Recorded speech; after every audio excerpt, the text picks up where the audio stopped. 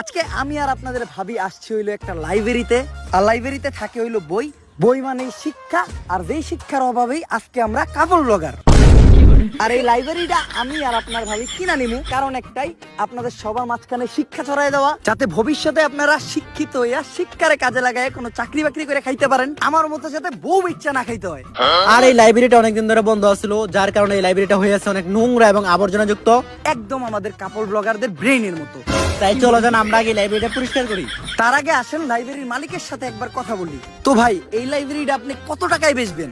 আমি তো কোনো কাপল ব্লগার কথা আমার লাইব্রেরি বেচুম না। কেন ভাই, বোর্ডে লেখা বরস নাই?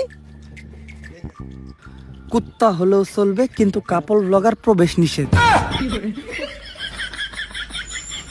একবার খালি আমার লাইব্রেরিতে একটা কাপল ব্লগার ঢুকছিল, তারপর থেকে আমি আমার লাইব্রেরি বন্ধ করে দিছি। আর তোরা বাসু তোর কাছে আমি লাইব্রেরি বেচমু? নির্লজ্জ বেহায়, বাইরে আনতে।